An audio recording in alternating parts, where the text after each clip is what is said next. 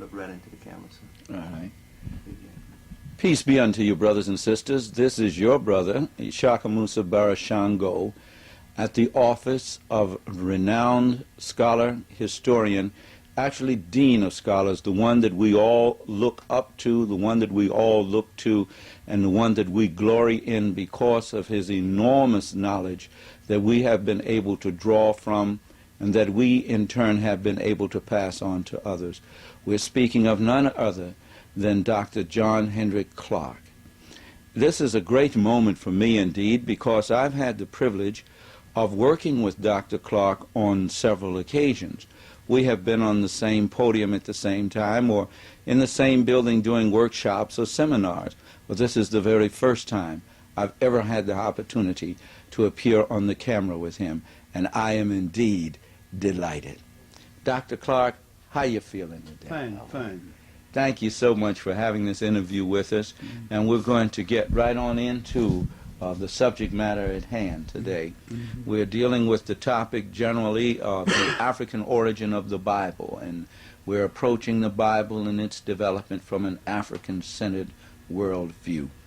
And our first question to you, Dr. Clarke, is according to your great research, and it is indeed has been prodigious, how did the African see his place in nature, and how did he see God, and how did he express his concepts of God in his everyday life? The African saw himself in relationship to nature as he saw nature and God as one and the same. And we must remember that for most of the existence of man, the word God was not used. And yet, man had a great spirituality and a great affinity for the concept that man would later call God. Africa recognized that there was a spiritual force in the universe. He knew he could not make the rain, change the seasons, he could not make a hurricane, and he could not stop one. So he recognized that this force in the world was in charge, was a force bigger than himself, and he tried to bring man in harmony with nature, as against Western man, who often tries to defy nature. But he did not use the word God, and yet he recognized the spiritual force in the world that man would later call God. Dr. Clarke, I've often heard throughout the years that this word God is used in the English language. Is actually the word dog spelled backwards. Yes, and man was late in using it, and whether this is coincidental, I do not know, but it is somewhat ironical that that is the case, because the God concept that we know came out of the conference in Nicaea in Europe, 325 A.D. But the spiritual concept was always there, recognized by the African, who thought that the spiritual force that ruled the universe was in everything that lives. Therefore, the African would meditate sometime before cutting down a tree, because a tree was a part of life. He'd only cut down what he needed, and he thought that the spiritual force of the universe was in the water, so he could stand by the water and meditate or pray, or in a tree, and he could stand by the tree or in himself, so he could meditate within himself. And so he did not need a church as such And he did not need someone to intervene between himself and the spiritual force of the universe, because he thought that he was a part of that totality and he could communicate directly. Now, Dr. Clarke, what is the difference between religion and spirituality? Religion is an artificial form that came later when man organized spirituality into forms and denominations, into concepts. And each group tried to prove that their concept was the true concept and the one most entitled to prevail. Now you see hypocrisy entering spirituality and killing its meaning.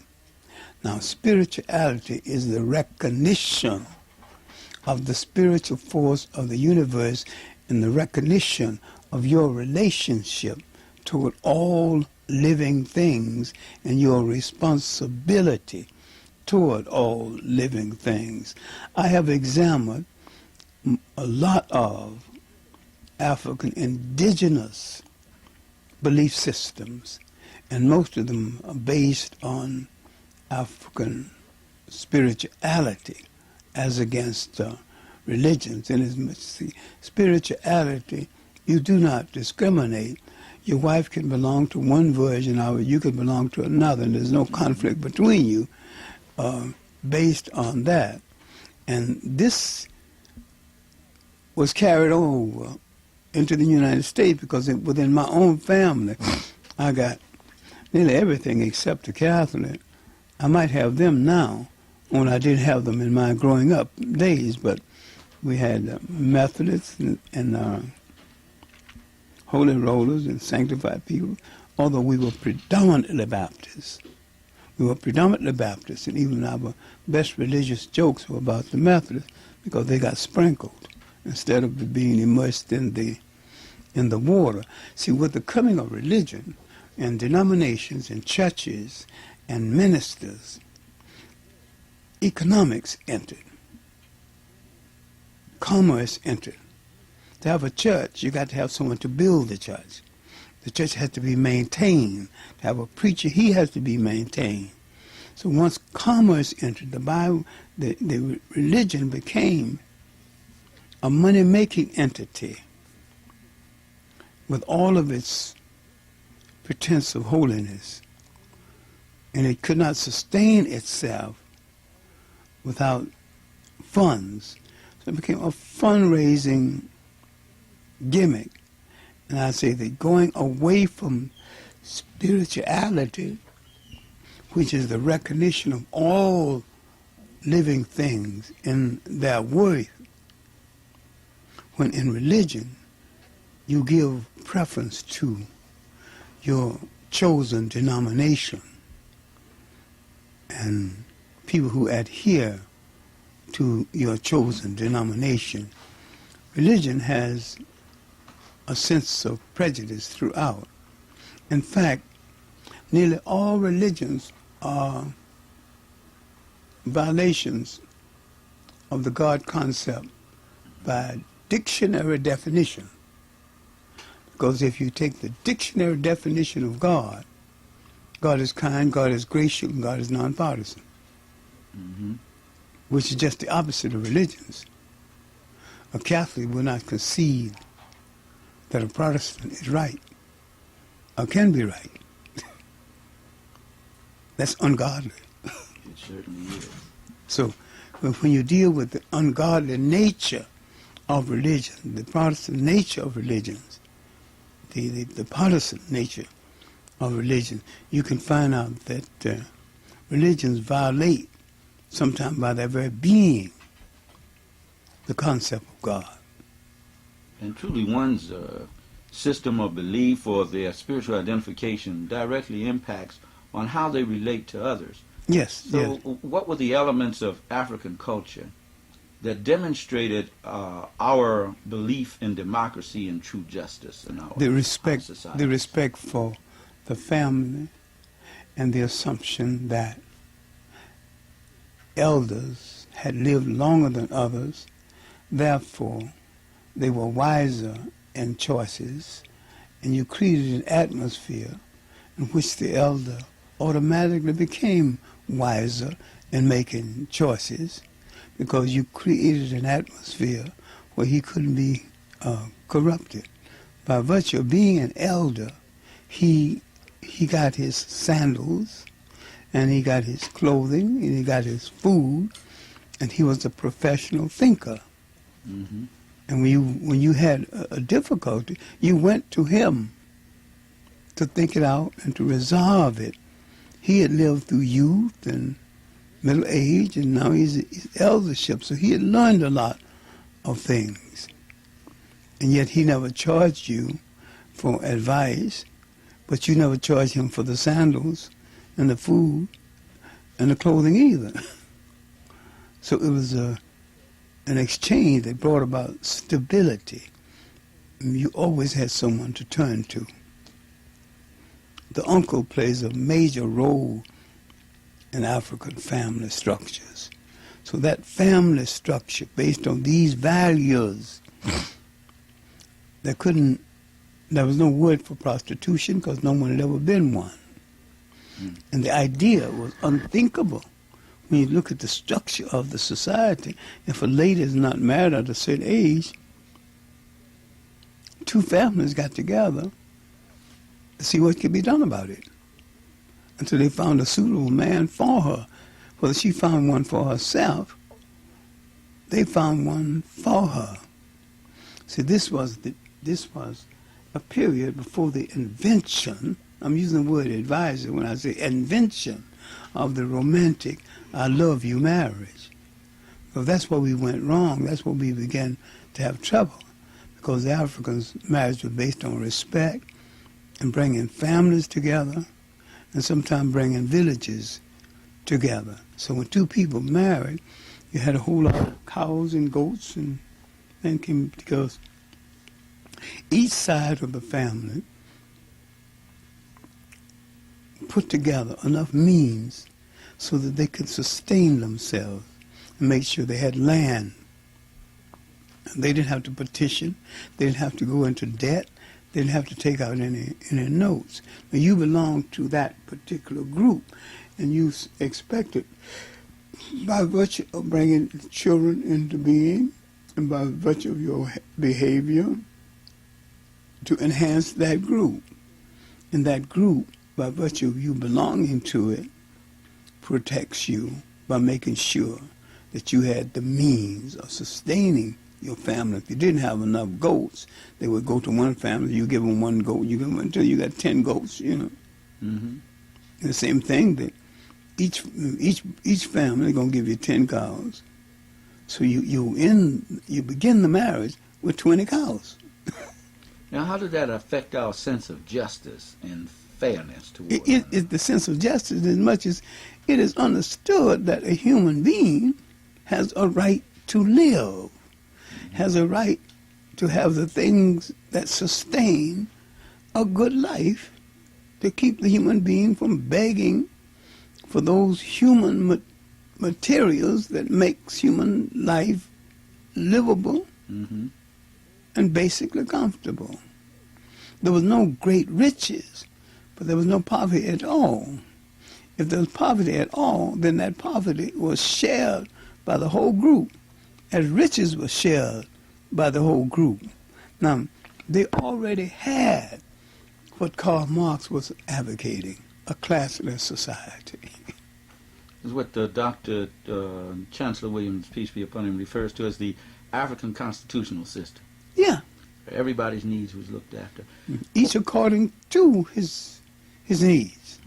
Now, how was this incorporated into Christianity, or were any of these principles incorporated into Christianity, and can they be in any way identifiable, or are they manifested in? See, they were what was incorporated into Christianity, idealistically and verbally, was the African family's structure of doing to each one as doing unto others as you would have them to do unto to you. Basic protection. And when St. Augustine heard about the converts at Nicaea, he said, these people make me laugh. They're giving us a religion we had 3,000 years ago. Mm-hmm. So now let's deal with that. Then let's deal with the formalization behind a personality called Jesus Christ. Now, St. Augustine was who, for many people who may not know? St. Augustine was the father of Catholic literature, and he was instrumental in creating the intellectual literature, the basic theories that went into the making of the Catholic Church. Where did he come from? Where was he indigenous to? Indigenous to North Africa. Was he himself? He was not Arab. He was not Arab. He was not Berber. He was African. So he's somewhere in our ancestral line. Yeah, no one has proved anything any different. I call St. Augustine the holy sinner, because in his early life he liked the ladies so much he took up residence in house of prostitution and lived there and sired a child there. And like most men who tinge with a spot of hypocrisy, after that he began to blame a lot of the sins of the world on women. He's about exhausted by then. Mm-hmm. He did live but he did. But I think his confessions and his other books laid the basis for intelligent church literature and the beautiful simplicity of his writing. He's not complicated in his theory and his writing. There was a lot of great writers for the church whose writing is just too complicated to read it, not for the layman, you know. And I've tried to read St. Thomas Aquinas and Cece. And Justin Martin. Yeah. Martin Luther was a little less confusing, but confusing enough. Could it have been, Dr. Clarke, that they weren't clear themselves on what the Christianity was? Yeah, it might be. I think the beautiful simplicity in the writings of St. Augustine, you know, that he had time to think things out, you know, himself, because between his years hanging out with the ladies, and he went through years of refinement and debriefing, of serious introspection. Well, he was one in a long line of African church fathers. Yes, of the but original African church. And yet he was a little more significant than the three Africans who became Pope.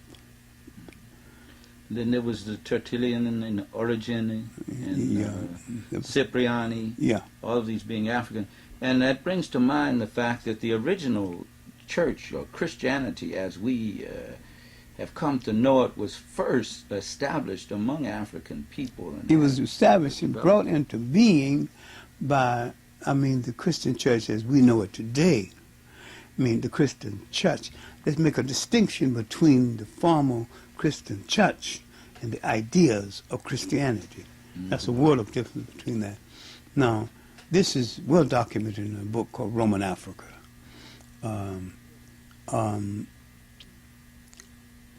Roman taxation and Roman imperial brutality made people question old religions and look to new religions. And they turned to myth and suppositions and brought into being out of myth the story of a resurrected Christ.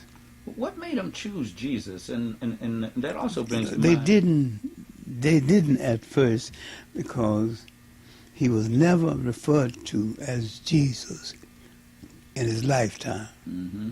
Most of the writing about him occurred 80 years after his death, and that he began to run as Jesus the Christ, the very word Christ is not of African origin. It's from Krishna.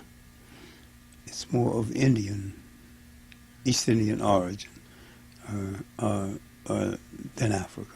Well, Rogers tells us that the word means the black one, the anointed one, because the one kissed of the sun was worthy of being the most anointed. It could well mean that. Now, this Jesus, whom we know from the study of history, was a black man. Whose picture we know. Oh, yes, sure, I think is the proper word. Now, let's make a distinction between the physical Jesus and the picture that the Pope commissioned Michelangelo to paint in the 15th century. Now, at the Conference of Nicaea, where they lost the books of the Bible that they didn't want to deal with, by putting them on the table and said that in the morning the books that God don't want us to use will be gone. And so there were no lost books of the Bible. They were the books that was left out of the Bible, especially the book of Mary. It tells you what Joseph said when he discovered Mary was with child. He knew it wasn't his child. Otherwise, they could not create the Immaculate Conception had they left the book of Mary in there. Now, the idea of Immaculate Conception is old because in Africa, a woman can have 9 children if her reputation is good and honorable, and if she's frequented only by one man, the African will say that her skirt is clean, her mouth is sweet. She is virgin. So the idea of virginity has absolutely nothing to do with whether you have had a child by process of cohabitation or not. Because the Europeans now wanted to create something that had a similar purity.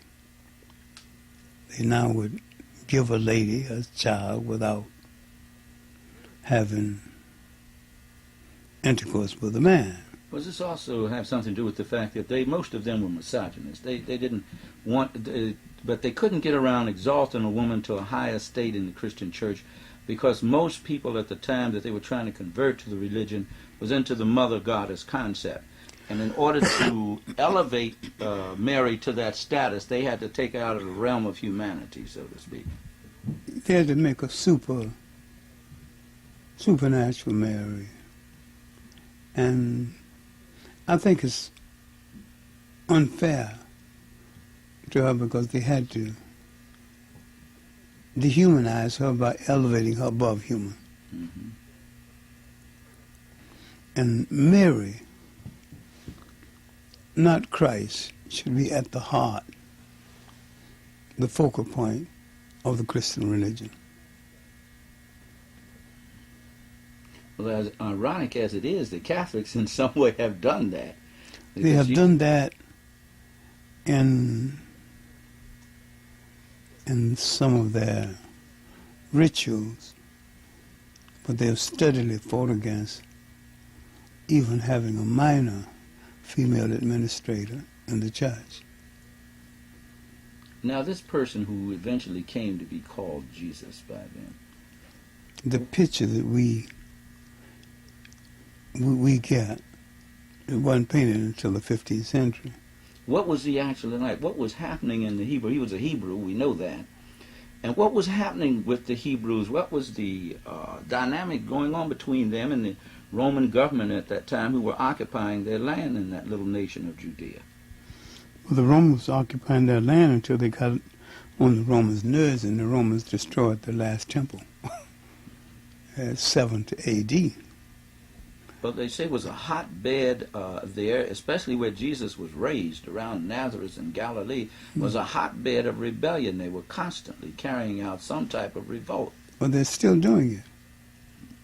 We're talking about people of the Hebrew faith as distinguished between people we call Jews. The word Jew had its greatest development in Europe. There are people of the Hebrew faith all over the world. in India and China and South Sea Islands who never used the word Jew, who still belong to the Hebrew faith, and whose conversion to the Hebrew faith is older than that of Europe. The Europeans, Hebrews, were converted in the 8th century, 850 or thereabout. Well, they felt that the Romans really had no right to rule over them, not only because they were invaders, but their laws said, their Torah said, that only God ruled them. Only the Creator was their ruler, and ruled through their king that came out from their midst. But the Romans were no respecter of local customs or local laws. And even with the trial of Jesus Christ for sorcery, the Romans did not want a part of it, but because the Roman law, the crime of sorcery was major and therefore had to be taken to the Roman government. Minor crimes, they could try themselves. And so when they took him before the Roman emperor, the Roman emperor realized that he was no enemy of Rome, and he wasn't telling Romans to give their money to the poor or turn the other cheek. He wasn't driving Romans from the temple. He was driving his own people. So the Romans had no vested interest in interfering with all of this internal matter between the people they had colonized. And so he pushed them back to the crowd and said, he's your king. And they pushed him back toward the Romans. It's not my king. So we see the essential beauty and loneliness of the story. And the man who eventually emerged as Jesus Christ was one of a number of itinerant ministers roaming through the land at that time and who had the smallest amount of followers. Why did he survive? The others got lost. His people were then what they are now, great record keepers. And evangelizers. And they are also, when necessary, great record changers. And maybe some of the greatest liars under the eye of God. Now, the first Christians we know were Africans, or the original church was first developed and had its strongest hold in Africa. See, but the African Christian developed before the church developed as a physical body. I agree with what you're saying, but I'm saying that was not the birth of Christianity, of the African concept of Christianity developed before the church. The church, in a physical sense, began to develop when the Romans decided they could use it, and therefore encouraged it after the Romans stopped killing Christians and began to join the church for political reasons. They found it was more economically expedient to join it than to continue the expense of and this was when Constantine made the Christian religion the religion of the Eastern Roman Church, and subsequently the others didn't. Plus the fact that many Roman emperors were entertaining themselves on Saturday by seeing the Christians killed with the lions and the gladiators. And finally one Roman looked down in the arena and saw his uncle, so he didn't stop the show. He says, "Oh, he's old widow, let him." Next Saturday he looked down, there was his wife and the child, willing to die in the arena. He said, "Stop the show. I'm going to investigate this thing." Well, Constantine's own mother, Helena, had been converted to Christianity, and that had a great impact on him making that decision. Well, making that decision also with the little-known people called the Essens. And the Essens were, in addition to being moralists, were vegetarians of that day. And they approached him about fornicating in the palace, and he agreed to stop that. Then they told him he'd have to stop eating red meat. Then he told them equivalent to go to hell with your religion So they left him alone. So, all right. If you stop the fornication, we'll leave you with your meat, you know. So then he tolerated it enough to make it the religion of the Eastern Roman Church, although he never really, with any degree of sincerity, joined the church. Now, St. Augustine said in one of his writings that the true religion, which had existed from the foundation of earth, came to be known as Christianity. So he very well knew. Came to be known as Christianity. Right, he very well knew, obviously, that this was no new concept. This was no new thing. John Jackson is Christianity Before Christ. Did a good job on this in another work called Pagan Origins of the Christ Myth. John Jackson is so terribly underrated because John Jackson was a cynic and one of God's angry men, but a man of superior intelligence. Yeah, and a fine memory of almost everything that ever touched his life, and died an angry, disappointed man. But he was my friend from more than 50 years. I, too, learned so much from him. I never got to meet him in person, but from his writings. Mm-hmm. And his writings would prick me so I would sometimes have to go for weeks just wrestling with the point of view. When I first read Man, God, and Civilization, I had to wrestle with that book, but it opened up a whole new area of enlightenment. So But see, in addition to his own writing, he introduces you to other writers that you need to investigate. Jackson introduced me to Joe Massey and Alvin Boyd Kuhn and writers of that nature. Pro-African Europeans that Europeans still ignore. Now, when Constantine finally, when he decided that he was going to take this, what he considered to be a new religion, and now use it to revitalize the empire, and also use it as a mechanism to control the mind, he said the only way we can do this is to have an orthodoxy. If you have an orthodoxy, that means the people are not allowed to think or question beyond a certain level of belief. How did he go about that? This, by really designating certain priests to interpret the Bible. The Bible wasn't widely read or widely circulated. The Catholic Church up until the end of the 19th century, a lot of Catholic laymen didn't even read the Bible. They had it interpreted to them, but they didn't read it. Either you had the blind faith and to believe what the priest said, or you weren't a good Catholic. Well, I understand that in some places the Bible was chained to walls, and only certain priests could read it. Not even all the priesthood could. And you could get varying degrees of punishment if you were caught reading it, even up to death, depending upon what your station was in life. And this went on for many, many years throughout Christendom as it was dominated by the Catholic Church. Most Christians don't know it today.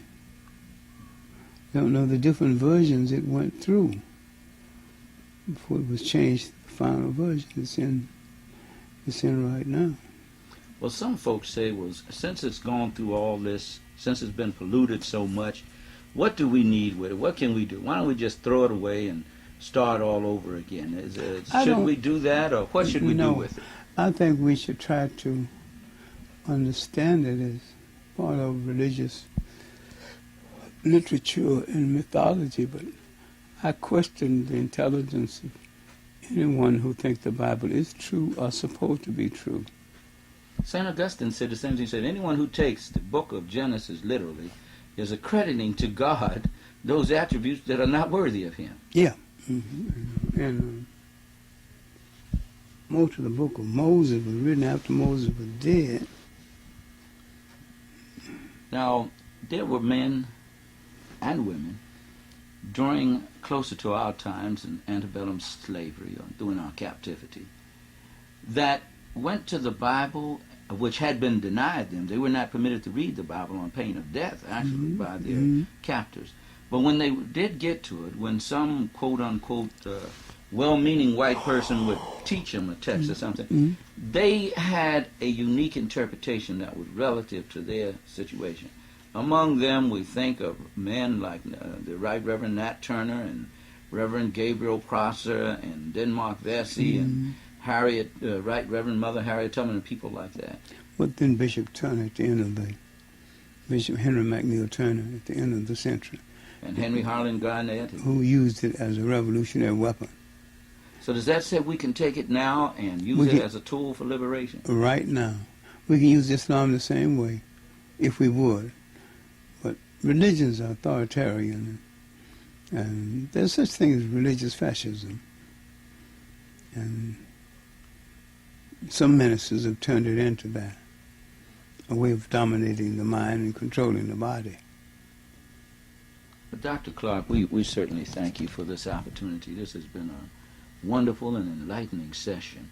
And in closing out here, I'd like for you to just sum up in your own thoughts, feelings, and words the subject matter we have been discussing here, and share with us that which you think would help it to take us to the next stage of understanding in this. See, a discussion of religions in general and Christianity in particular gets us into the question is what can we use for our own liberation and the maintenance of liberation once we achieve it. And what is good for us is what brings us to that point of liberation, independence, and maintenance. When I say independence, I don't mean independence to commit crime, independence to violate morality. I mean to be free of exploitation, to be free of being demeaned, and to have the right to project yourself as a part of the totality of history. We have to restore the humane apparatus to religions that has been extracted by exploiters who have used religion the wrong way. I think we must use religion to give the world a new humanity. But we have lost the meaning unless we understand that we must first give it to ourselves, because you cannot change the world until first you change yourself. I think all religion is good depending on its application, and all have the potential of being bad depending on its poor application.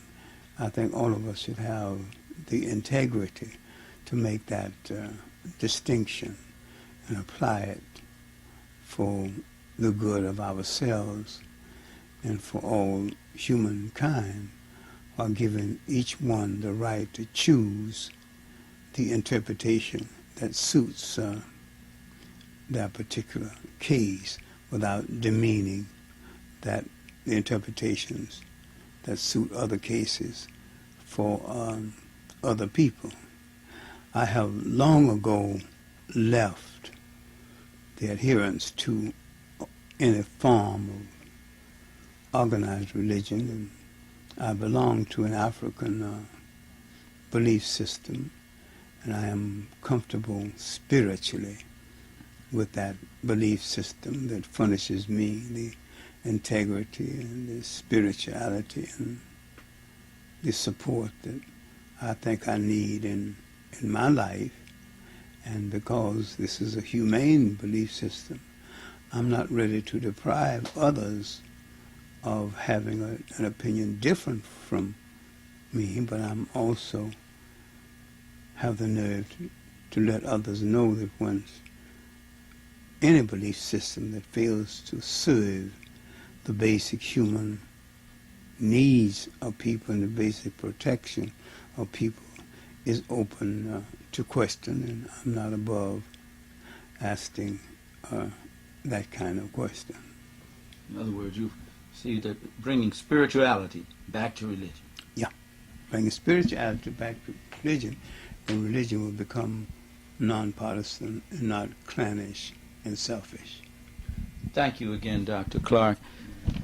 Brothers and sisters, we have just had the opportunity and the great privilege of engaging in an interview with Dr. John Henrik Clarke, Dean of African Senate Scholars and great African thinkers, whom we have the privilege of walking the planet with in this day and time. We pray that his work will continue to be blessed by our ancestors and by the Creator, and we pray that he will be with us for many, many years to come, because he is a great treasure to us all, greatly beloved by all of us. Thank you so much for being with us.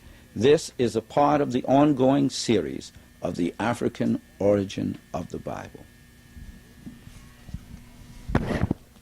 Thank you again, Dr. Clarke. Okay. This is one, I have been like a little child on his way to a candy store all day, because I had never been on camera with you. And I was really looking forward to doing this. So I am so glad. Well, I'm sorry that I just got the message while I was away in Philadelphia that my tickets for the conference in London has arrived so late I thought they'd forgotten about it. And Thursday, early in the morning. To complete this interview with Reverend Dr. Ishakamusa Barashango. As long as you've known me, too. Dr. Barashango, we're trying to look at the political, economic, and cultural conditions of the Hebrew Israelites during the time that Jesus would have been on the scene in Palestine in the Roman occupation. What would it be like? Kind of give us an overview of one, why Rome, number one, occupied that area. What did they gain from that occupation in terms of its wealth, or perhaps its food products and so forth? And what was the socio-political climate like? Why did the people rebel so? What were their treatment? Give us an overview. Well, the Romans were there because they needed to be able to feed their armies. And at that time, the yield in Palestine was very great in terms of grain and food crops. It was a part of the Fertile Crescent. Of course, we know the most abundant arc in the Fertile Crescent was the one in the Nile Valley in Africa. And they had also conquered Egypt, as they called it, or Kemet as well.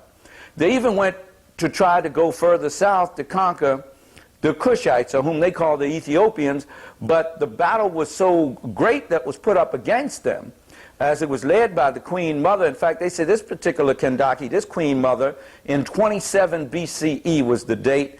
In fighting the Romans, she was struck in the eye by an arrow, and her eye was hanging out the side of her head, and she still fought the Romans for the rest of the day.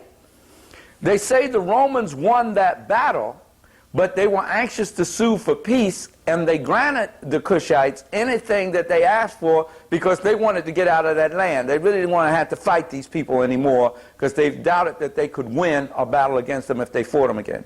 So now their efforts were stepped up in Palestine because they needed the food there. So they crushed the Israelites in Palestine. They became the overlords there. In fact, they came in actually as partners to help one group in a dynasty fight the other group in this Hasmonean dynasty. There were two separate families fighting for who would rule the throne. And I think it was Aristobulus who called them in to help him against the other faction of his family, and the Romans in turn ended up taking over the whole thing and appointing their own king, who was Herod, who was not even related to the Hebrews.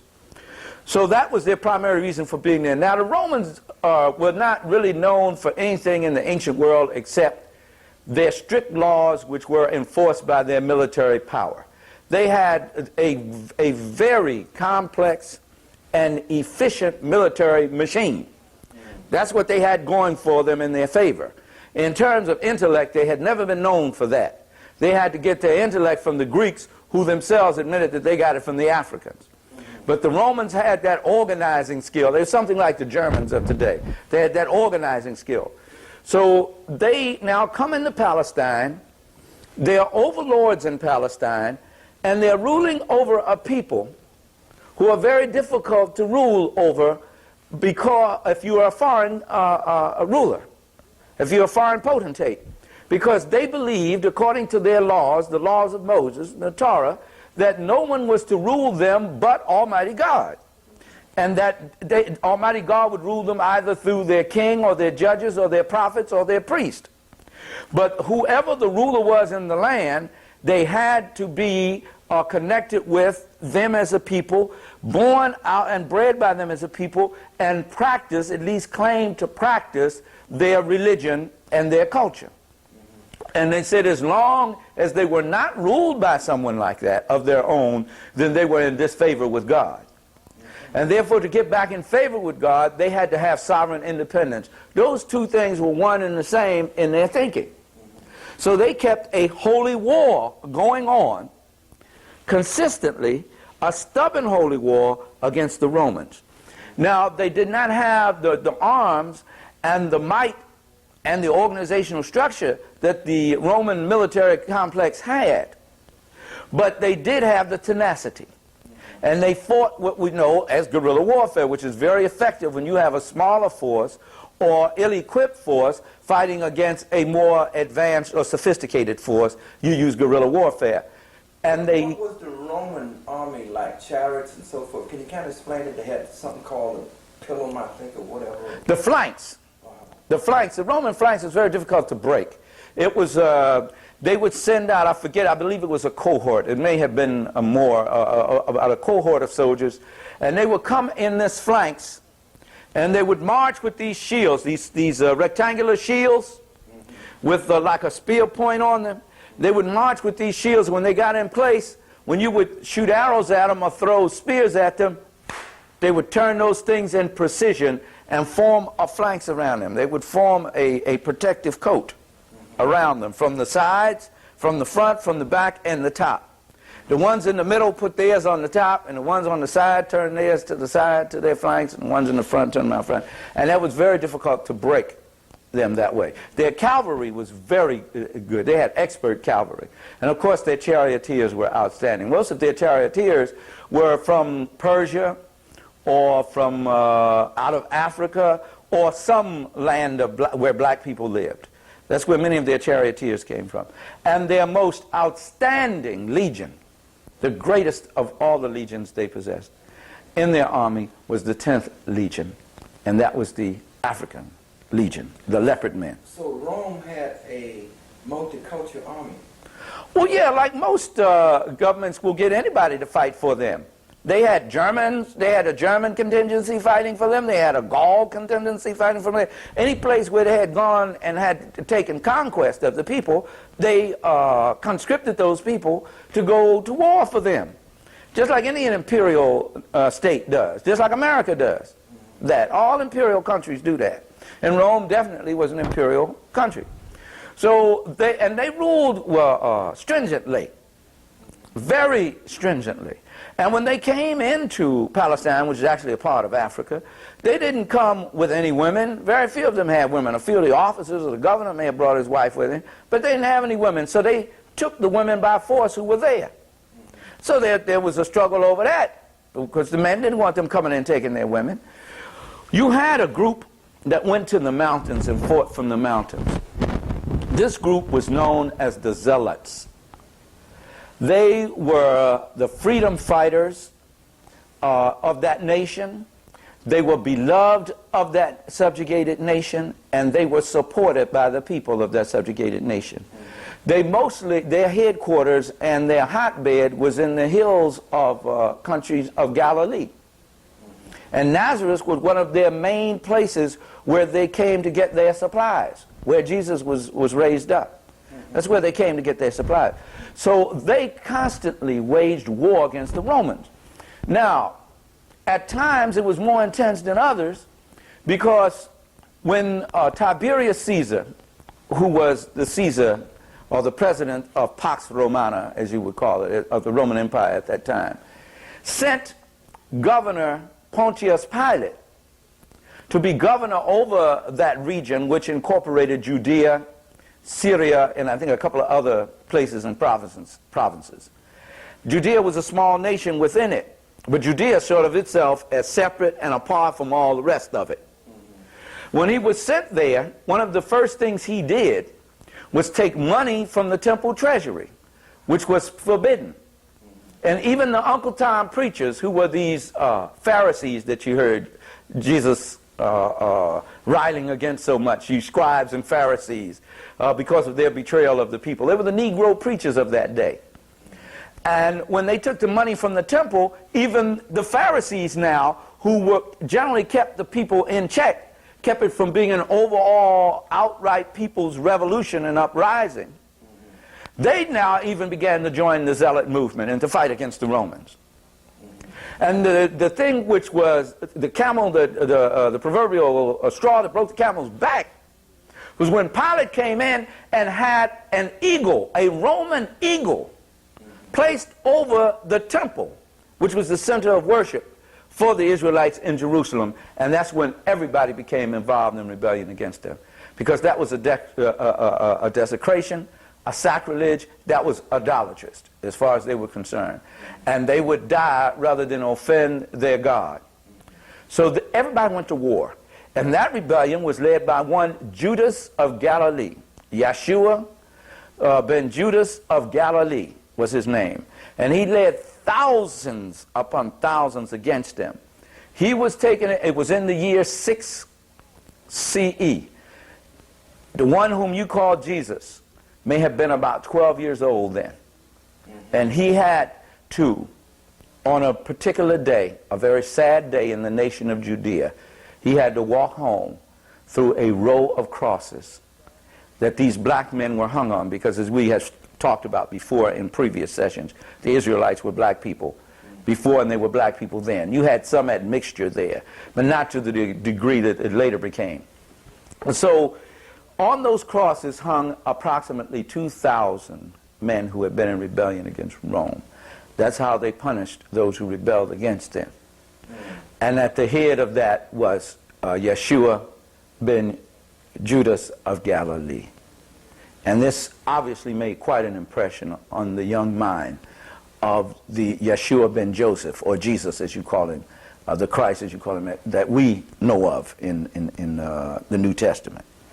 So what the Romans said was this. Tiberius said, look, Pilate, we can't afford this, because these people are hard to rule in the first place. And it's taken a lot of expense to rule them, and it's actually not cost efficient if we have to keep fighting them on this level. And we can't keep fighting them and fighting all over the empire to maintain the empire. You cannot go in there and do anything that is opposed to their religious sensibilities. Leave them and their religion alone.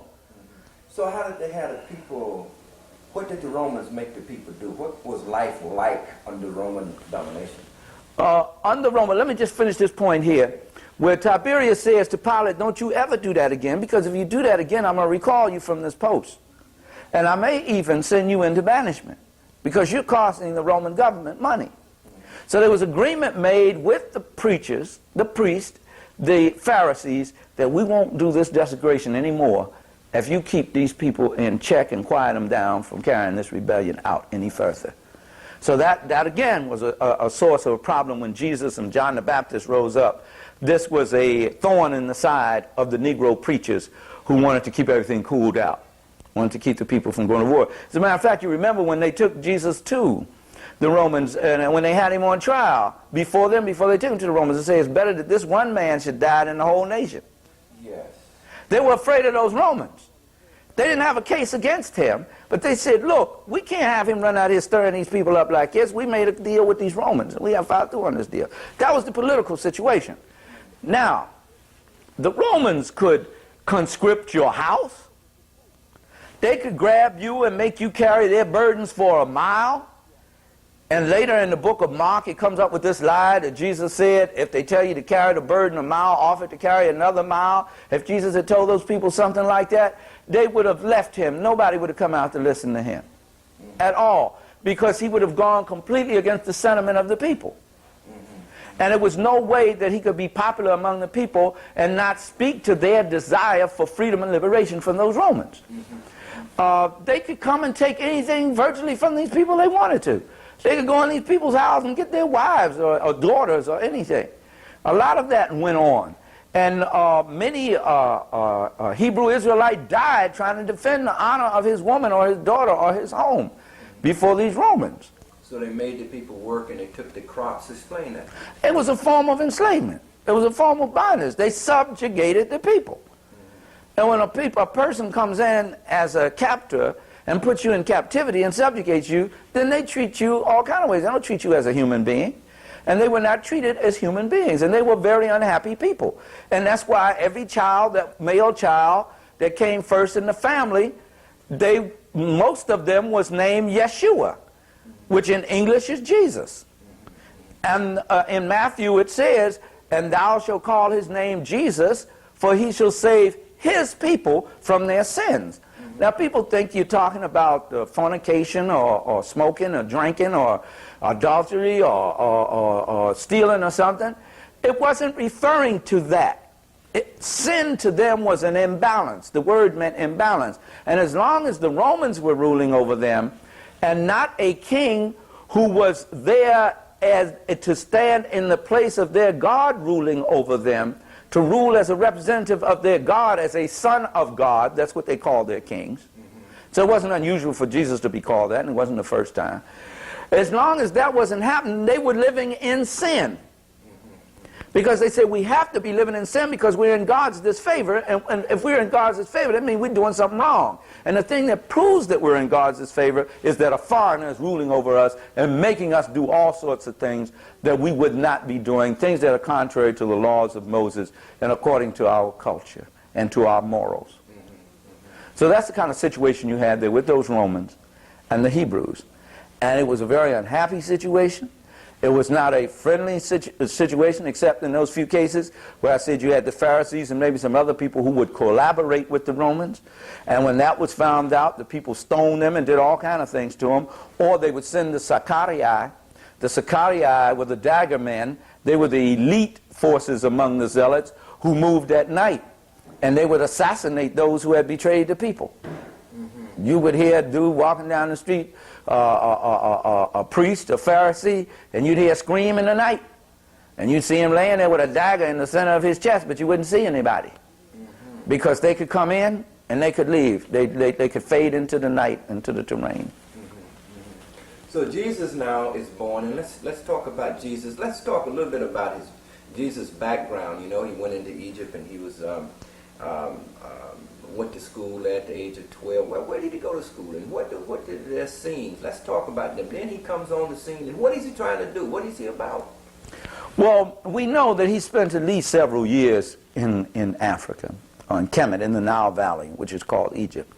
Just exactly what period of his life this was done is debated much among scholars. We know that in his infancy he was there, because that's where his parents went. Whether he was taken back at another time or not, we do not know. But we do, I know that Dr. George G.M. James says in the book Stolen Legacy that Jesus had achieved the level of the Herogrammat in the mystery system of the Nile, the high culture mystery educational system, which was that he had studied the 8 books of Tahuti. Now, I have never seen any documentation to corroborate that, but from the things that he taught and the things that he did, he obviously possessed a knowledge that was not common in Israel at the time, that no rabbi could have taught him in Israel, because they did not have that advanced a culture as you would find in the Nile Valley or in India or in Persia or even in Babylon. They had not advanced to that level. So to be able to do the things he said, he did, and many of the things he said which were not original. These things were said by Buddha, these things were said by Akhenaten, these things were said by Hotep, Kejimni, Ptahhotep. I mean, these things have been spoken many, many thousands of years ago. And you have to therefore have been taught in their institutions or by someone who had been trained in their institutions. What more than likely happened was that Jesus was taught by the Essenes, who were like the Buddhists, were like Buddhist monks there. They lived a very, they lived a life off away from everything else. They lived, what type of life? A kind of monastic life they lived. And they didn't get caught up in many worldly things. And the knowledge which they possessed, and which you find in their writings in the Qumran rediscovery they found in the Qumran Valley, there of the Dead Sea Scrolls, their writings and their commentaries on those scrolls, on the book of Isaiah and the book of other prophets, show that they had a knowledge which was far greater than that possessed by the normal Hebrew Israelite at that time, and that that knowledge was somehow linked with the knowledge that came out of the Nile Valley, which in all probability their order was established by priests from the Nile Valley, because they had established and given the authorization to Solomon to institute many of these teachings in Solomon's temple in the day that that was built. So it was a very common thing for this close-knit relationship between the Nile Valley high culture scientist priest, the Israelite priest, and priests of many other nations. Because the Nile Valley was the source of all knowledge at that time, and the University of Waret, which the Greeks call not Luxa, the Greeks called Luxa, was the center, the hub of all knowledge and learning at that time. And most everyone had to refer back to it, or get their credentials from there, or get their accreditation from someone who had gotten their credentials from that institution. Now, I've heard that Jesus was bringing about a revolutionary movement, a socialist or African-based way of living. What was his teaching? What was he trying to do? How did he go about it? His teachings was a cacophony of Buddhism, Judaism, the old Nile Valley teachings. So much of what he said was said by Asar, as you find in the Book of the Coming Forth by Day or by Night, Mishnah, the Egyptian Book of the Dead, or by Heru. So much was said by Buddha. I mean, definitely, you can see the teachings of Buddha in what Jesus had to say. You look at the movement he structured. You look at the 12 basic people he had there, the 12 basic lieutenants he had with him, because he had 127 actually, who were the people who were the ministers of that movement. But there was a basic 12, and within them was another core group of 3. And among them was Simon the Zealot, zealots were known for their militancy against the Romans. And when you look in that group, you will see a motley of people from different kinds of institutional bases or philosophies of life within the Hebrew Israelite or Judaic structure. So it seems as though he was trying to pull together a black united front, because he was supported by all these groups. Even some of the Pharisees who couldn't stand the fact that the other Pharisees were collaborating with the enemy joined unto him. In fact, he had to be buried in a Pharisee's tomb. Nicodemus and Joseph of Arimathea were great followers of Jesus, and I probably supported him economically. Many of the women in his movement were married to men who worked in the governmental structure. And they would be what we would consider today to be GS-10s, GS-15, GS-17, as high as that. Some of them, one worked as high up in the cabinet of Herod. So they were well-to-do. They were middle-class people. So these women were able to follow Jesus around. And the book of Matthew, the Gospel of Matthew, tells you these women were the ones who put the money in the movement. So they were financed. So he had just a complex of different people from many walks of life, and that's a movement. And it wasn't called Christianity. It's called the Kingdom of God. It was called the Kingdom of Heaven, was its purpose. Kingdom meaning government of heaven, not in heaven. Note the word said kingdom of heaven is at hand. And it was called the Nazarene party because he was called the Nazarene, from the word nostrim, the Hebrew meaning keepers of the nation, guardians of the nation. And that's what he had. There was no Christian church or anything at that time. And that Nazarene party had incorporated in it people from the Pharisaic party, people from the Zealot party, people from the Essene party, from different parties. So it was like an umbrella for all of those parties to come up under this movement. Well, what do you mean party? I mean, they didn't elect presidents and things like that. How do you mean party? It was a political party because the aims of the Hebrews were political as well as spiritual, because they did not separate the two. The political aim was also a spiritual aim, because they had to fulfill the will of God for them.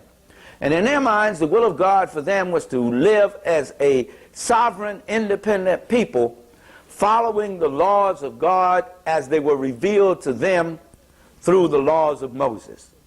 Now that was their understanding at the time. Anything else being said to them would have made no sense whatsoever and would not have been entertained, not even for a moment. Jesus would have been laughed at as a clown. He certainly wouldn't have had these crowds of people around him like he had.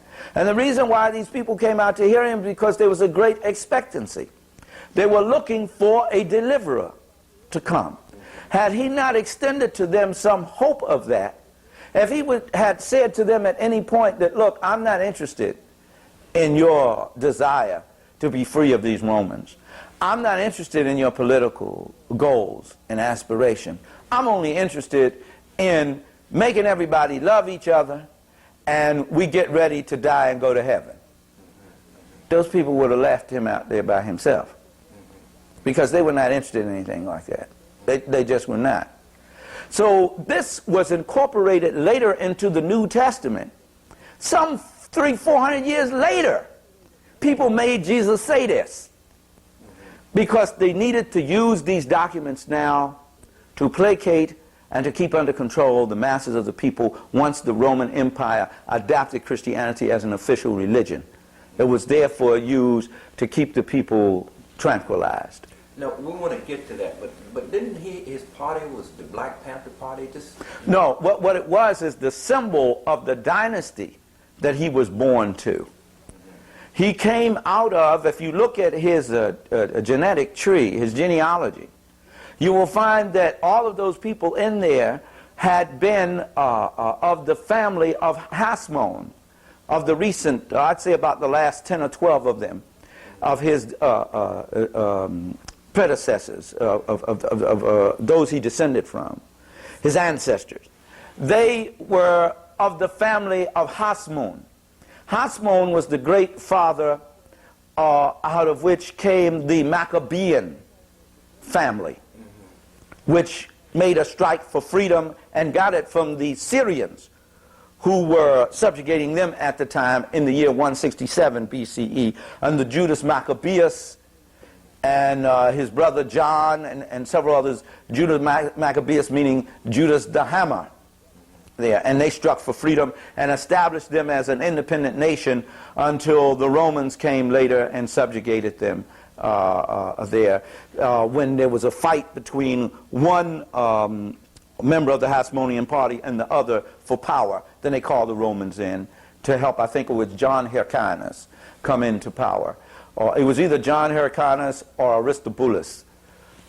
I forget which one it is.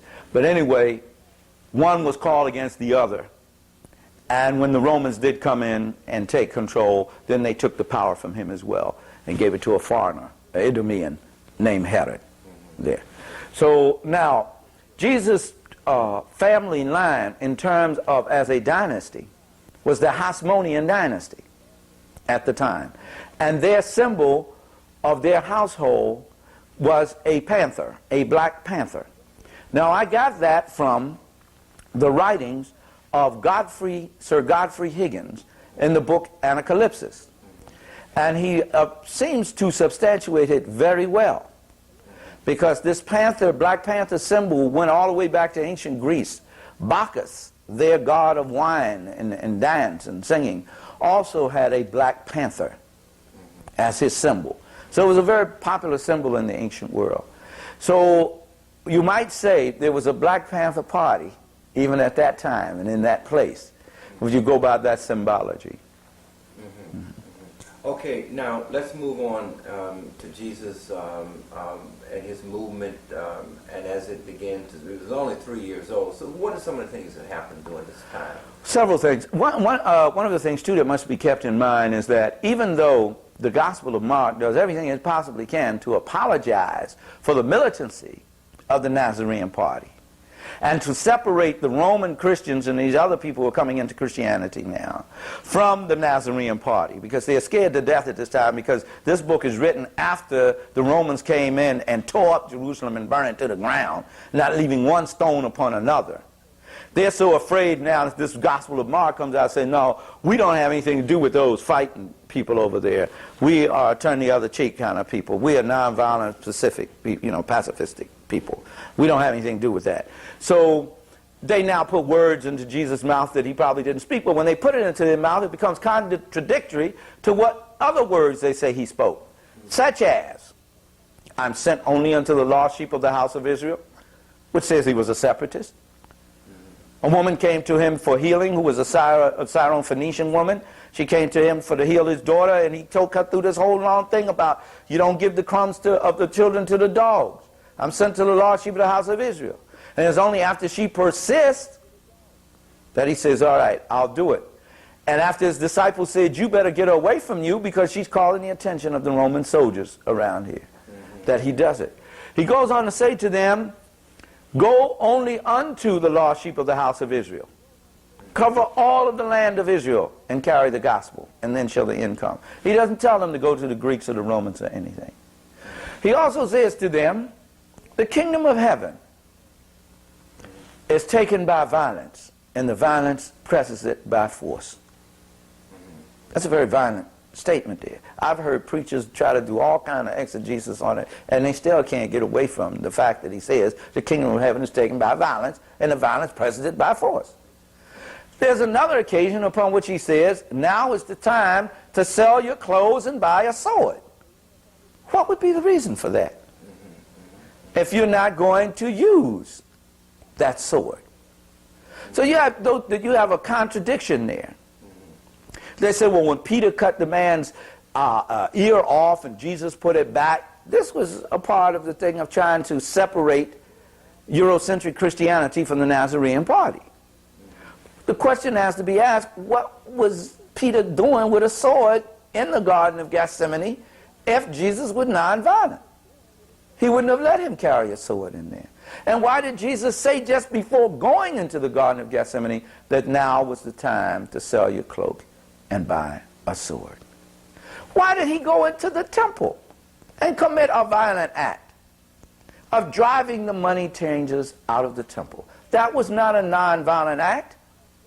And there was no way you were going to get them out of that temple unless they were afraid of you, unless you had some show of force, which obviously he had some contingent with him that had some military thrust to it. So these are some of the things you have to keep in mind. You're showing a schizophrenic personality here. He's violent on one end. He's telling you that in order to get what you're after, the kingdom of heaven, you have to have violence. But on the other hand, you're telling me that he's nonviolent, and that he's opposed to violence, and that he's a pacifist. So you have a contradiction right there. So he builds a movement. Let's take it from there. He builds a movement. Highlights in his life. And the movement becomes very, very strong. It becomes a popular movement among the people. And this is why the Negro preachers are concerned. Now, they may not have been able to take Jesus because they had attempted to take him before. They sent soldiers to arrest him, but the people were so strong and pressed around him that they came back and they said, well, what happened? They said, never a man spoke like this before. But they couldn't take him. They were afraid to take him.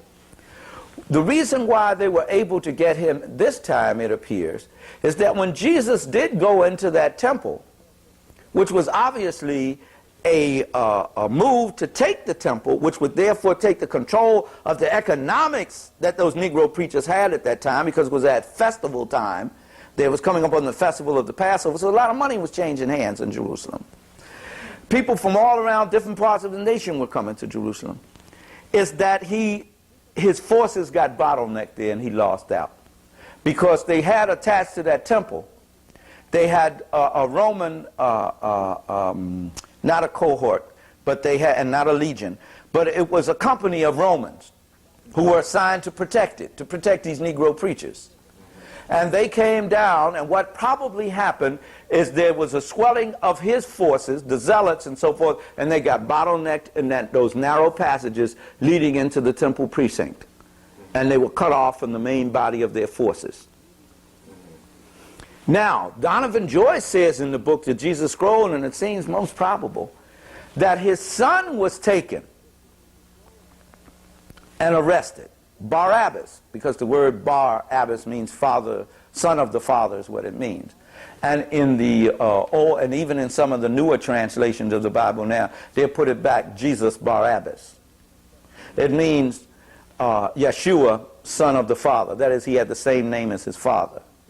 In all probability, he may have been the son of this Yeshua. Donovan Joyce lays out the case that Barabbas was taken.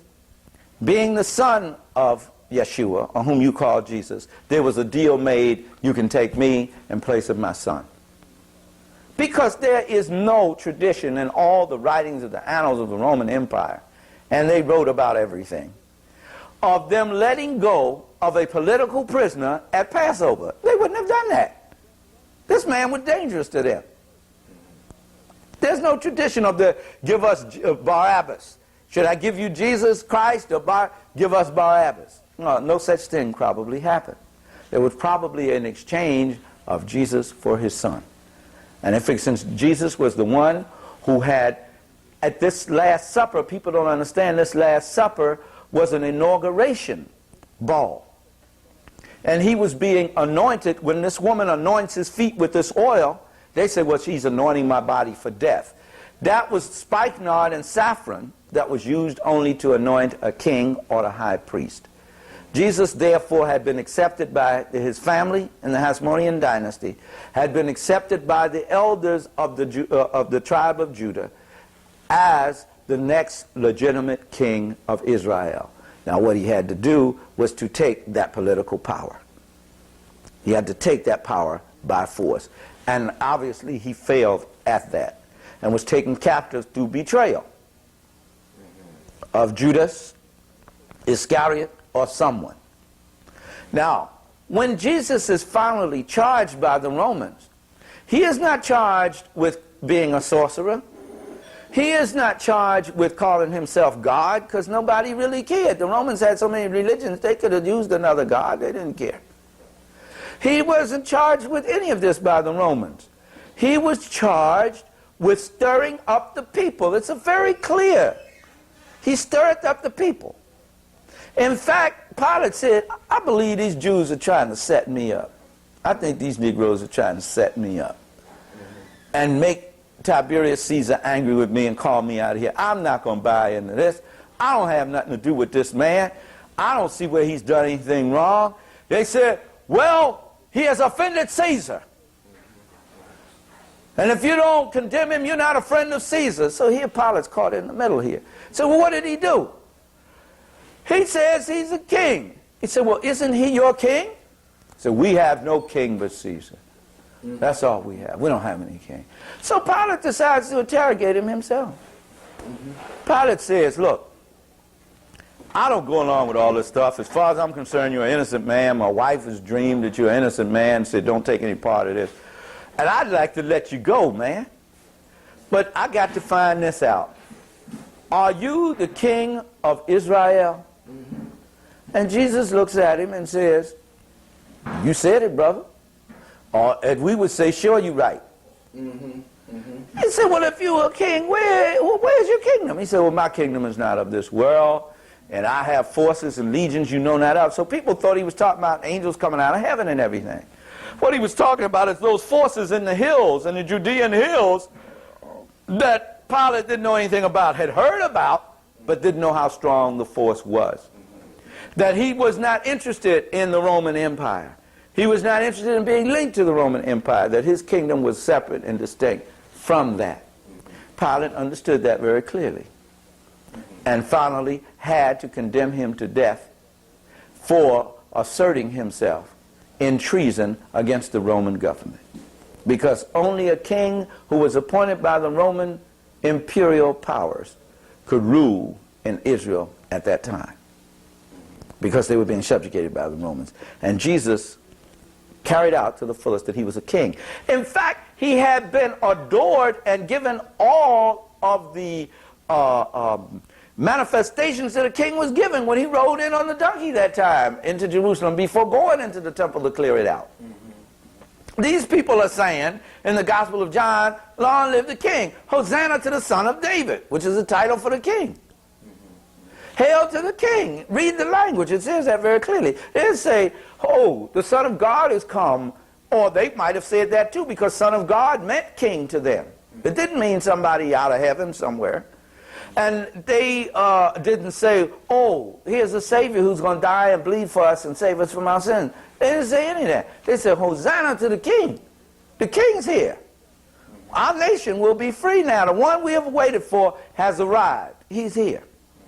And after the Romans crucified him, they put over his cross in 3 languages. They put his name, King of the Hebrews, or the Jews as they called him, which was like saying King of the Niggers. Because that's what a Jew was, a derogatory term like that, same as nigger is today. So they put it in 3 languages, so they let you know what their concern was. We're not killing this man for any other reason that is he's usurping, trying to usurp power from us. Trying to take back power from us. That's all we're concerned about him. And that's why we're killing him. That's why we're getting rid of him, because he had too great of influence among the people. And then we see his disciples walking along later, several of them on the road to Emmaus, and they said, we thought this was the one. We thought he was really going to be the one to liberate, because they had seen so many men come as messiahs and be crucified. They said, we thought that this was going to be the one. And then, of course, you know, you go on from there and they build around this, the idea that he's still alive. This mysterious person says grace with them and says it in the same way that Jesus does when he blesses the bread, which is the way all Essenes monks said it, blessing. And he said, oh, wow, did not our hearts burn within us while he spoke to us? He is the one. And then there's this mysterious meeting on the Mount of Olivet where nobody really gets to see or touch him, except they do talk about him coming into the room and Thomas putting his finger into his side and all that. This is later written by Luke, who is a friend of Paul, who is supportive of Paul's idea of Jesus, which is completely opposite to what Jesus was about historically. But that's another whole study in itself, the Pauline Christianity. Is so much different and was always opposed to the apostolic Christianity of Peter, James, and John and the other disciples. So now, this Jesus is mysteriously standing on the side of a mountain, and he just disappears on this cloudy mountain. And they said he has descended up into heaven. But it takes them 50 days to figure this out, because they're up in a room for 50 days now, and they're saying, what happened? What are we going to do? And they're struggling with each other over this, because it is not until the day of Pentecost that they're on one accord. So that meant they were not on one accord for 50 days. They're debating this issue of where do we go with this movement now? What do we do now that the leader of the movement is dead? What are we going to do? How do we carry on, or should we just let it go? And it is on that day that Peter stands up and speaks to all of these people. There are thousands of people gathered in Jerusalem there because it's for the celebration. And they're speaking many languages because they come from many nations. They're Hebrews that come from many nations. And he speaks to them in a tongue that they can all understand. And so the scripture says, and he preaches to them that Jesus, the one whom he was crucified, is not dead. He still lives. He's among us. He's with the Father in heaven. He's safe. Seemed like they came together with a formula that would work to keep the people's spirit up. And that is, they have been killing our messiahs one after the other. They have killed this one. What shall we do? Say, make this one eternal. Make this one eternal. They did the same thing with Viva Zapata in our day. When Viva Zapata was shot down, 150 federales shot him down in the square, in the piazza, in the plaza. His horse ran away. And you could see his horse in the distance, rearing up as though the rider was on him. So the people said to each other, that's not Viva Zapata. That's not Emiliano's Viva Zapata. This is Emiliano Zapata. He's on the horse in the mountains, and he will direct us from the mountains.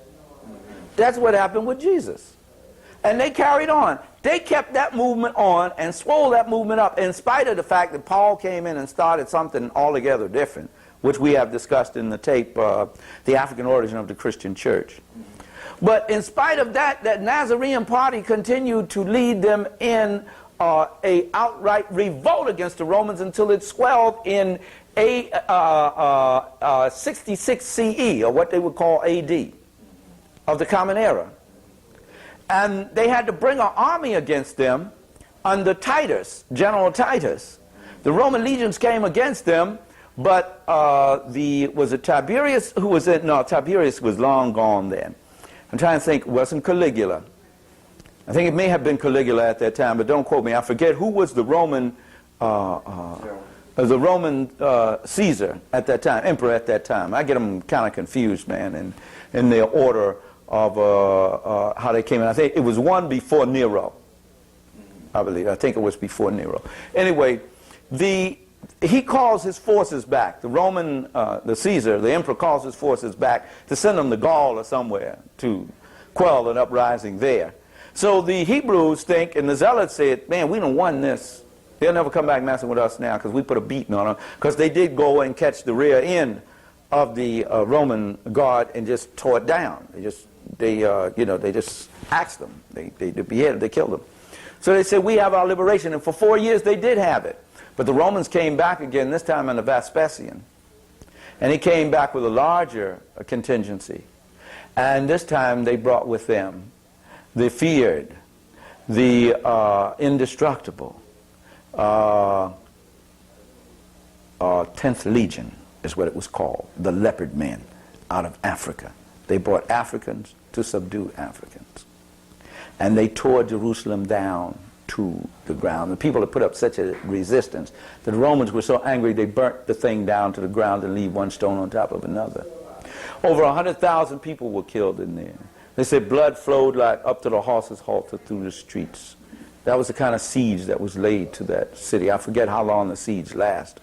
But it was an awful thing. A lot of black people died in that. And those Hebrews were very stubborn people, and they would die for what they believed in. But it didn't even stop there. The Zealot movement went underground, and it continued to go on, and it wasn't crushed until 135 of the Common Era, when the Romans took down the great fortress of Masada. Yes. That's when they finally crushed it once and for all. So here we have now a resistance that's going on even before Jesus is born, and continues to go on even after he is crucified, because there are other men after him who are also killed by the Romans, assassinated by the Romans, who also carry the title of the Messiah, or as they say in the Christian terms, Christ. There was Yeshua ben Bukakba. There was Yeshua ben Menachem. There were many of them. Yeshua ben Thaddeus. There were a whole lot of them who came after him, who the Romans also assassinated for their uprising against the people. Just let me ask you a couple of questions in regard to some of the scriptures. Jesus on the temple wall, where Satan offers him the whole kingdom, and that kind of biblical symbolism. What was going on? Well, it would probably a temptation to acquiesce to the powers that be. Just like Nat Turner went through that. Nat Turner, when he was called, he ran away from the call. He did not want to strike a blow for freedom and from slavery. He was frightened. and he ran away from it. And then the Lord made him come back and take on the task that he had called him to do. So here now, Jesus is going through a temptation. It's an hour of temptation. Here now, you're becoming the leader of a people who are subjugated by the mightiest military force in the area at that time. But the only force that could beat it was the Cushites. That was the only one that could give it a hard way to go. And the Parthians could give it a hard way. They had whipped the Parthians over and over again too. So here you had this power, awesome power now. And you have your people divided as to whether they should fight against it or not, although they're discontent and want their liberation. And then you had these preachers telling them, just be cool and do the rituals, and God will deliver you one day. You got all this you have to face now and come up against. And here you are, a humble little prophet from a family that is not wealthy, and you have to go out in the midst of all this. And you have to be a leader to these people. So that's a great temptation.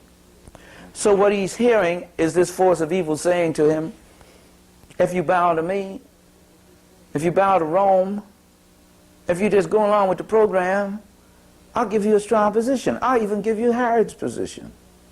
I'll make you king. You know, I mean, you're the rightful ruler anyway. You're the Hasmonean dynasty. I'll put you on in there. But you got to follow my program. So that's what he's dealing with. And also he's dealing with sustenance and survival. He's hungry. You know, he's been on a fast for 40 days. And the thing that really that directly deals with the people is that which sustains them and gives them nourishment. When they don't have that, many times they can take their will to fight. And so he's tempted on that note. And then he's also tempted to curse God, to bow down to the powers that be as God, bow down to Caesar as God, bow down to me, the devil, as God. Because, you know, if you were the Son of God, and if you were God's chosen, he would help you now. And he's not here to help you. I'm the only one who can do something for you. You're in my power. You're in my grasp. So he had this temptation to go through there. And he's now seeing the condition of what he has to try to build from, having nothing, almost. And he's shown all of the finery of the world. Said, look what I got. And I can give this to you. You ain't got to go through all this struggle and building a movement and trying to get the people to follow you, build a popular movement and all that. It's already here. But you got to do it my way. And Jesus would not do it his way. They come up with this thing about, they come to him and ask him, should you pay taxes? Which is a test question from the people, because if he said yes, the people would have put him down instantly, because they felt they shouldn't be paying the Romans taxes. On their own land, on that which they produced. And if he had said no, the Romans would have locked him up for tax evasion. So what did he say? Who put you on the money? They say Caesar. They say give unto Caesar that which is Caesar, unto God that which is God. And what he was saying is this money doesn't mean anything to us. It has Caesar on it. It has no value to us. The thing that has value to us is the land that produces the wealth. That belongs to God. And God gave it to us. And told our father Joshua that every place that the soles of our feet should touch would be given unto us. So this is God. So that's what you render unto God. This land, the freedom of this land. Let Caesar take his money or anything else he may have. Now, was as a priest, an Egyptian priest, and some say that Jesus was an Egyptian priest, could he have done some of these miracles that are ascribed to him, heal the sick, walk water, things of that nature, because it has been said that the priesthood couldn't do these things? Well, what he acted like a Kemetic priest anyway. Then this story had been told about so many people as well. But let's say he could do these things, that he had the knowledge of how to do it.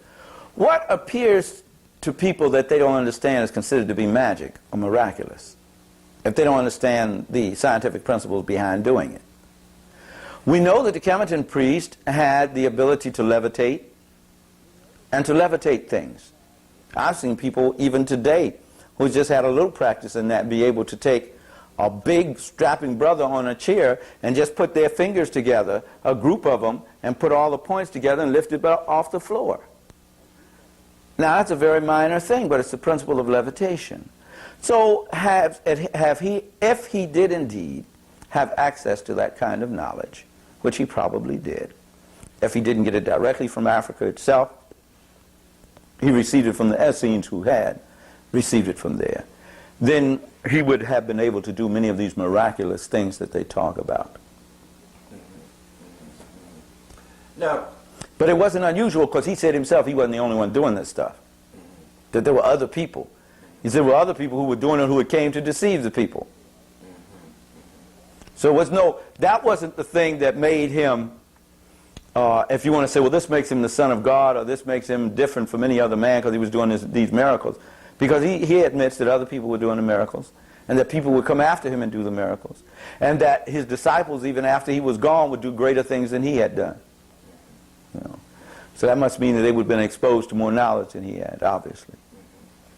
Now, if we can, very quickly, because I know your time is limited, let's talk about the overtaking. What happened after Christ died? I mean, the movement continued. There was resistance.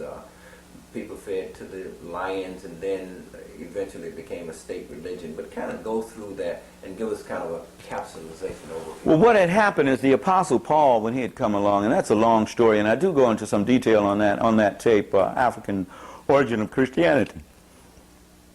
The Apostle Paul had started up something that was completely different from what the apostles were following and what Jesus had taught. Paul had never met Jesus. Paul, he really was, they were at odds with one another. That's where the statement coming from, robbing Peter to pay Paul, because they were really at odds. But what he had going for him is he could read and write in 8 different languages. He was far more educated than the disciples. So he could write his down, and his could survive. You see. And he began to write his letters and incorporate his doctrine about the idea of Jesus before any of the Gospels were written. Well, what was Paul's motive? Paul was Saul, and he was really persecuting churches.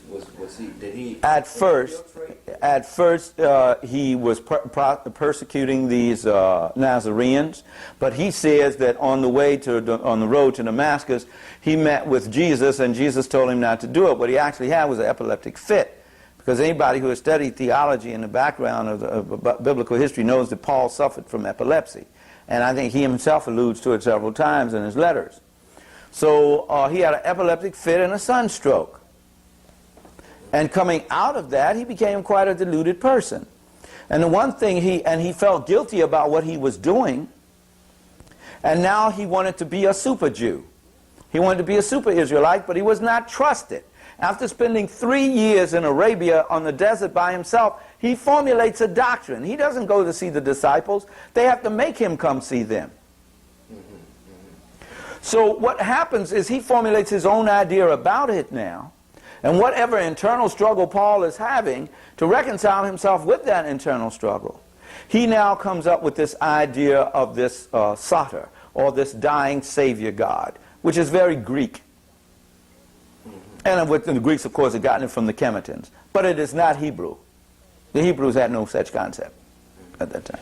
So he takes this, and he attaches to it the fervor of the Nazarene movement, and he takes it to the Greeks and the Romans. And he's an excellent salesman, because he sells it to the Greeks and the Romans. And when the apostles at Jerusalem, who had been with Jesus and who had studied with Jesus for 3.5 years, and unto whom the movement was bequeathed, call him in to challenge him, because they're saying, you're not teaching what Jesus said to do. He stops along the way in Thessalonica, in Corinth, and in Rome, and all of these other places, and in Ephesus, and he picks up money from these people. And by the time he gets to Jerusalem, where the headquarters of the Nazarene movement is, he has all this money, and the Nazarene party is broke, just like the nationalist movement of today. It's always broke. So he says, look, this can't be all bad, because I got all this money. So the brothers get together and they say, well, look, we don't care what you teach the Greeks and the Romans. And they lay down some stipulations to, you know, deal with their authority, you know, as long as they don't eat flesh that has been strangled, and they do some of the other dietary laws and things like that. They said, but you go ahead and be the apostle to the Gentiles, because Jesus didn't send us to the Gentiles in the first place. He sent us to the lost sheep of the house of Israel. But you keep pumping this money in here. But what happened is, after the destruction of the party, and as the party remained under such great attack and the destruction of Jerusalem, the Christians in Rome and in the Greek cities and in the Asian cities did not want to be identified with the Nazarenes because they didn't want the Roman government to come down on them. They didn't want to be seen as the purveyors of sedition. So they said, we're not connected with that. And that's when the book of Mark came out.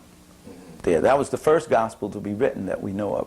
Matthew, even though it is in priority in the New Testament, was written after Mark, actually as a counter to Mark, to put the thing closer to its Hebrew Israelite perspective. Yeah.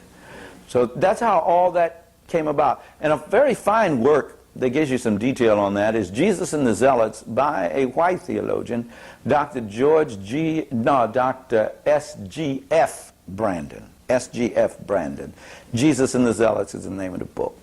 Now, it can be difficult to read sometimes. You have to bring yourself to it because he's talking strictly theological jargon. So, and you have to kind of know that. But if you go to somebody who knows that, they can help you with it. But it gives you enough clarity there to show you how this movement that was originally a militant movement was co-opted and became a pacifist movement. You know, and why they thought that was very important at that time. Because the Romans were on a rampage then.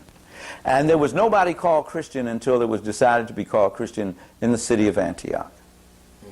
So Peter, James, John, and all of them were not considered to be Christians. Maybe not even Paul, because they say Paul and Silas was there, or Paul and Barnabas was there.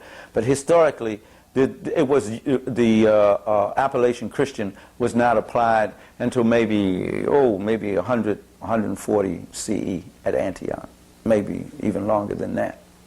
But even that had been done by the time of Paul, Jesus certainly couldn't have been called a Christian, because he had been crucified. He had been assassinated by that time.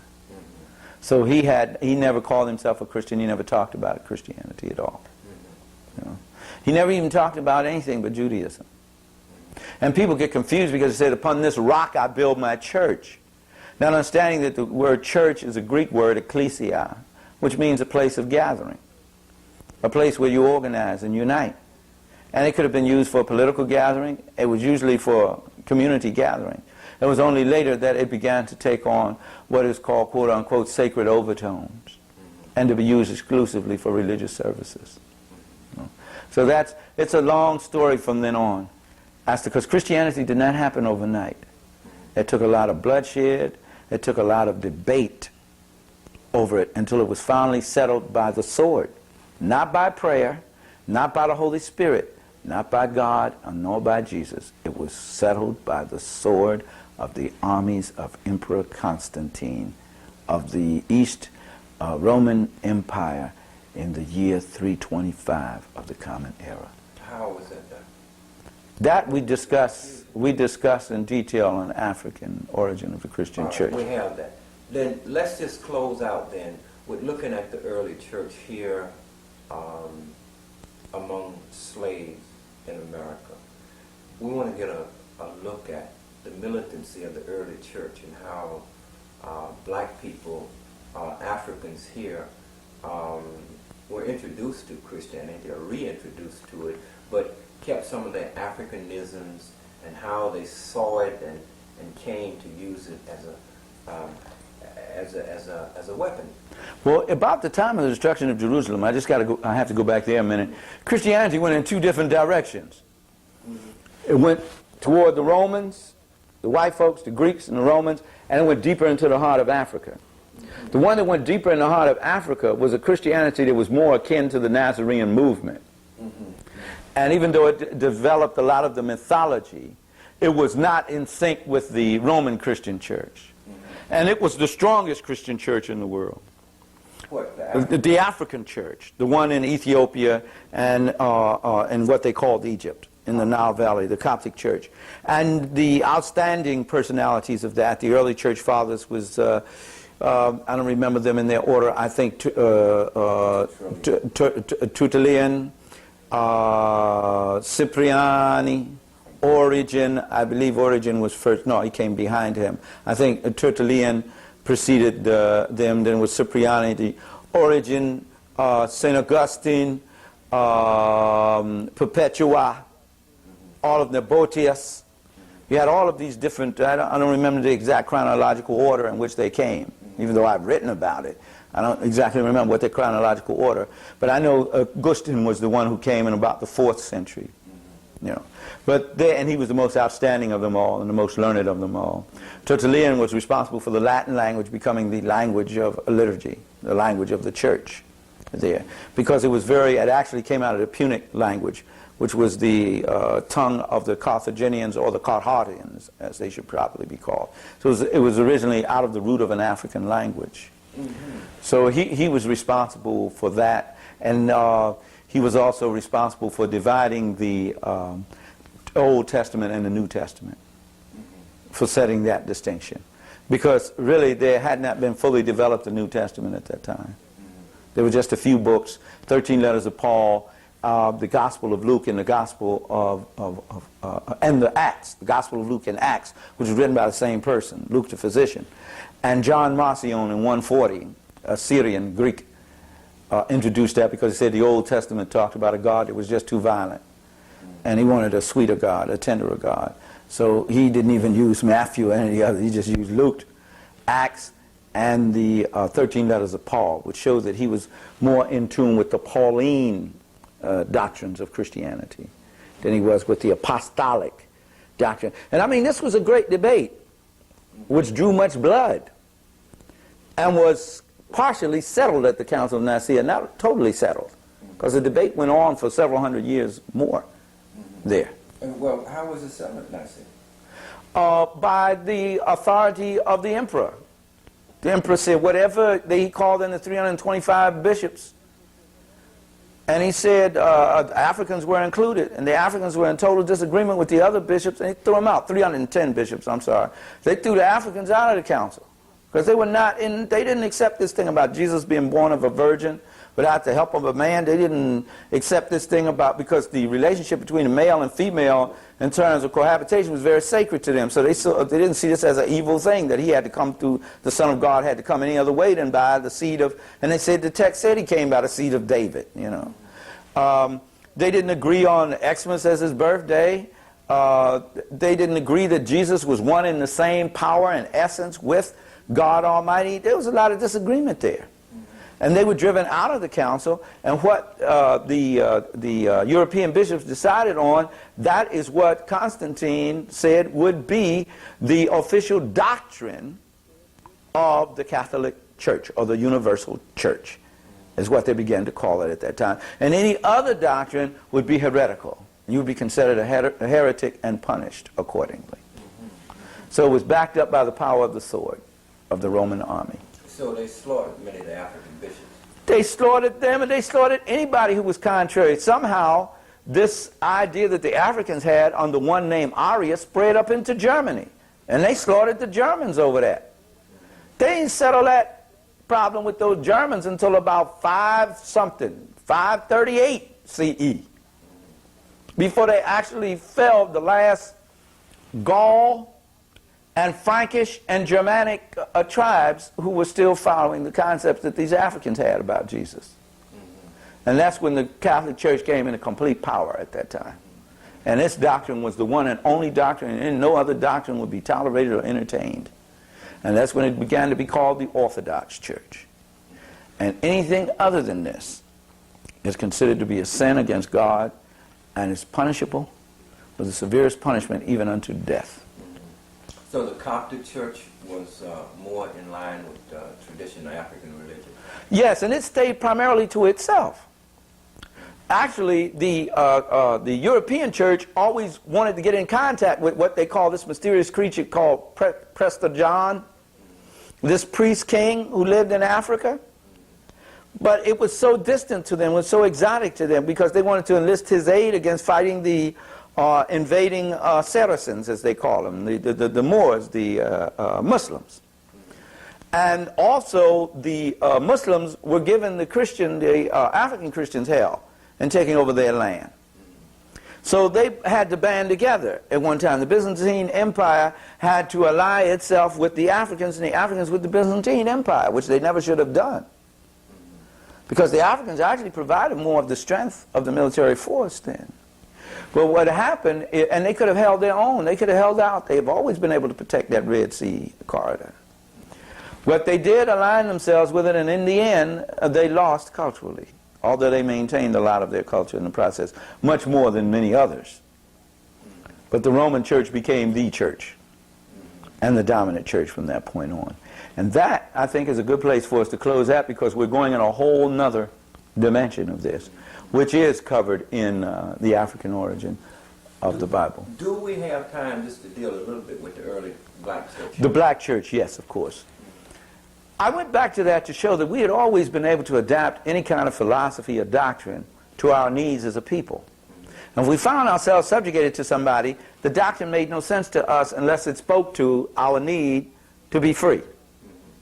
Thus it was here on the plantation. Even though our first introduction to Christianity, or Eurocentric Christianity, because we have to make a clear distinction here, and the imagery of Eurocentric Christianity, and the white supremacy attitude of Eurocentric Christianity was on the plantation. Our first introduction for most West Africans to Christianity was on the plantation. And we know that your captor never teaches you anything that will liberate you. Only that would further serve them. But in spite of that, we took this same thing that had been corrupted, and somehow we found an identity with it. Somehow we went deep into our historical selves, deep into our spiritual being, and reconnected with it the way we first knew it before it was taken over by the Roman army and co-opted by Europeans.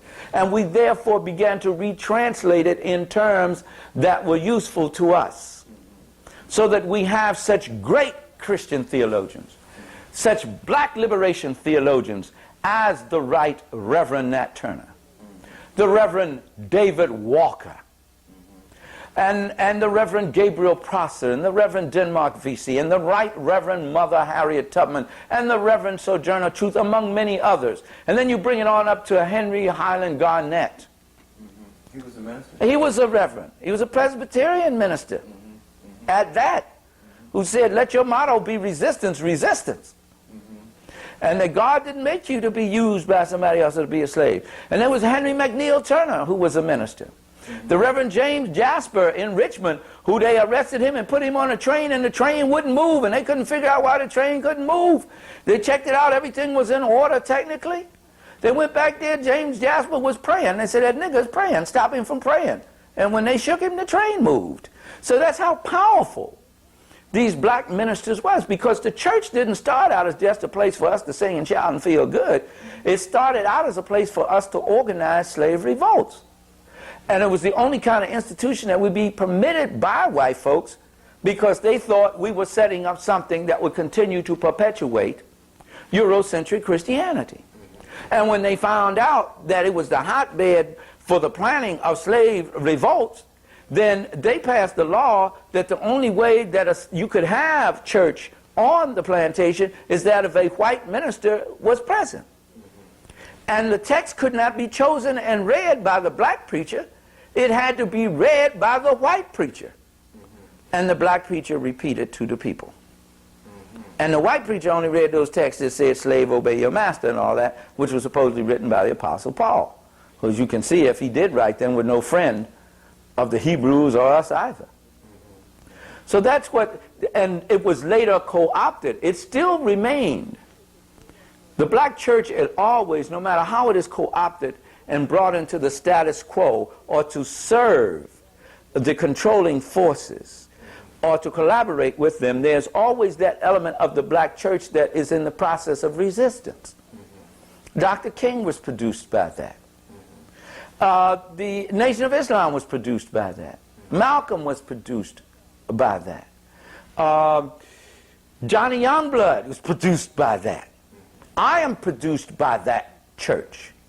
You know, we come out of that liberation. Ben Chavis, all the people who espouse the doctrine of black liberation, the gospel of black liberation, come out of that. Because that is the true root of the black church. And whenever it strays from that, it is no longer serving the people. And the people then have to go and make that church come back and serve their needs. And this is the church that it will make it from the 20th century to the 21st century. The church that continues to espouse Eurocentricity and the plantation theology will not survive until the 21st century. Because the knowledge of our true history, the true knowledge about Jesus, about all of the religions, is just bursting and exploding all around us. And the youth are not going to accept things on blind faith. It must appeal to their logic and reason. Even though they may not fully understand it, they know what they're hearing is not satisfying and is not changing their condition from what it is to what it ought to be. They look and they see the same condition persisting, except for a little change for a few black people here and there.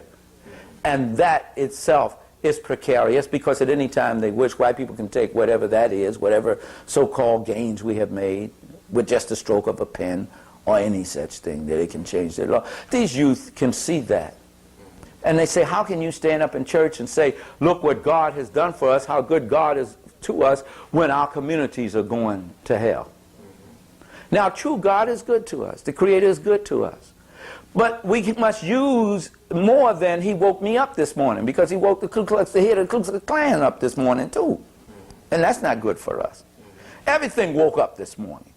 That woke up. So we thank God for that. But more than that, we must realize that the scripture said, I made you to be the head and not the tail. Thou art to be above only and not beneath. And that the only way, just as the Hebrews in Jesus' time believed, and Jesus himself obviously believed, that you could please God, was to live a quality of life that is in harmony with what God intended for his people to live.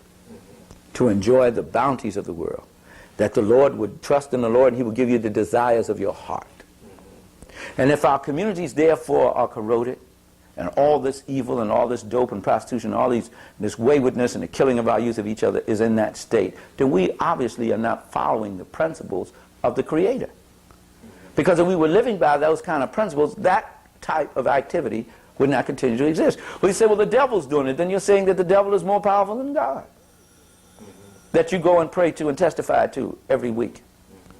Because you testify to all this goodness, but when you come back, what you experience is just the opposite. But you cannot blame this on the Creator. You must blame it on us, who have not carried out the will of the Creator, which is to take faith and change our condition from what it is to what it ought to be, and to do it fearlessly.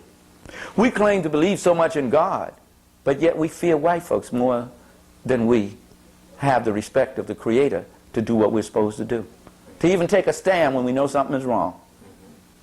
If you really had all this belief in God, you can take the stand because you know that the Creator is going to be with you and protect you and carry you through it. But if you don't take that stand, that means you have put the white man in the place of God. That's a very serious thing we have to consider. Thank you, Minister Brown. I really have enjoyed this session with you, but I have got to get on up the road. Okay, man, I wish my man was still here to drive me over there, but I'm going to have to beat a path.